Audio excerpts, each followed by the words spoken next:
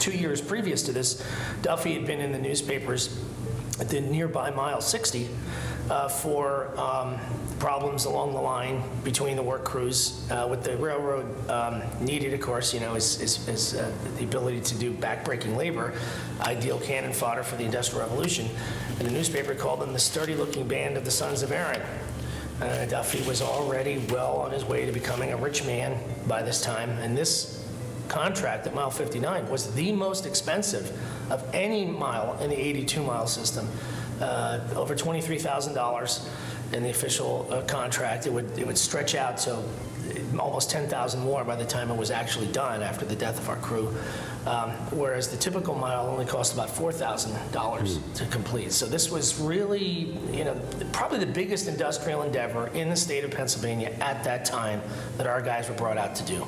So the Irishmen arrive at Duffy's Cut. What would have been some of the living and working conditions that they initially experienced when they got there? Well, the trip from Philadelphia to the spot at mile 59 would have probably been about a day's journey, probably by Conestoga wagon, probably out Route 30.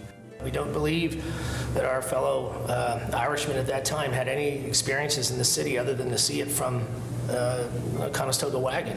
I mean, there were Irish pubs in existence, there were Irish neighborhoods in existence, but these guys wouldn't have had any opportunity to interact with that world at that time. They probably were exhausted already from the ocean voyage, and then they've got another day's travel to get out to the work site. Right. Wearing clothing that would have been appropriate for Ireland in the summer of 1832, but not necessarily for Pennsylvania. What we know is that from diaries that existed at the time, that the weather was extremely hot and humid. Probably a 12-hour workday, dawn to dusk, very, very heavy back-breaking labor and clothing that really wasn't appropriate for the climate. And obviously, in an environment largely, that was unchanged from the antiquity kind of construction of the Greeks, Romans, Egyptians, and Mesopotamians, using, sort of simple tools. A stone spike, which is very, very rare as well.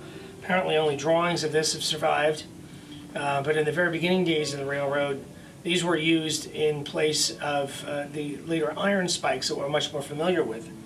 They were used to affix the tracks to stone blocks, a very different kind of construction compared to the ties that are used today, and they broke very often, and so they were replaced very, very early on. Again, indicative of the early moment of the railroad.